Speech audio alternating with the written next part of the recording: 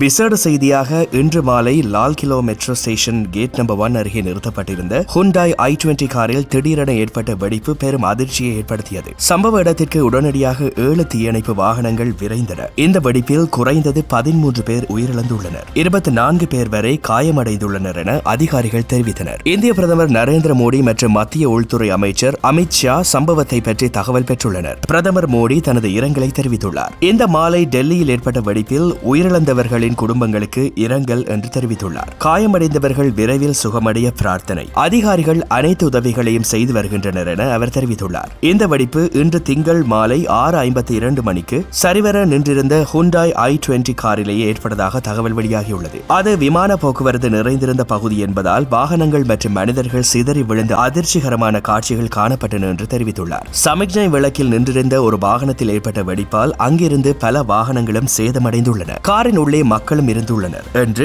Delhi police commissioner Satish கோல்ஷா தெரிவித்துள்ளார். டெல்லி முழுவதும் உயர் எச்சரிக்கை அறிவிக்கப்பட்டுள்ளது. 20 தீயணைப்பு வாகனங்கள் சம்பவ இடத்திற்கு அழைக்கப்பட்டன என்று கூறப்படுகிறது. போலீசார் அந்த பகுதியை முற்றுகையிட்டுள்ளனர். எதிர் தீவிரவாத பிரிவு மற்றும் டெல்லி ஸ்பெஷல் செல் அதிகாரிகளும் சம்பவ இடத்திலேயே விசாரணை மேற்கொண்டு வருகின்றனர். சம்பவ காட்சிகளில் எரிந்த வாகனங்கள், தீ மூட்டுகளுடன் எழுந்த புகை, பெரும் மக்கள் பீதி ஆகியவை பதிவாகியுள்ளமை குறிப்பிடத்தக்கது. இதே நாளில் இதற்கு சில மணி நேரங்களுக்கு முன்பு ஹரியானா பாரிதாபாத் பகுதியில் 2 குடியிருப்பு வீடுகளில் இருந்து 3000 கிலோக்கும் மேற்பட்ட வெடிப்புச் சரக்கு போலீசாரால் பறிமுதல் செய்யப்பட்டது. அதில் 350 கிலோ அமோனியம் நைட்ரேட் உள்ளிட்ட பொருட்கள் இருந்தன. இது பயங்கரவாத சந்தேகத்தில் கைது செய்யப்பட்ட ஜம்மு காஷ்மீர் சார்ந்த மருத்துவர் அதில் ரதர் வழங்கிய தகவலின் அடிப்படையில் கைப்பற்றப்பட்டன என்பது குறிப்பிடத்தக்கது.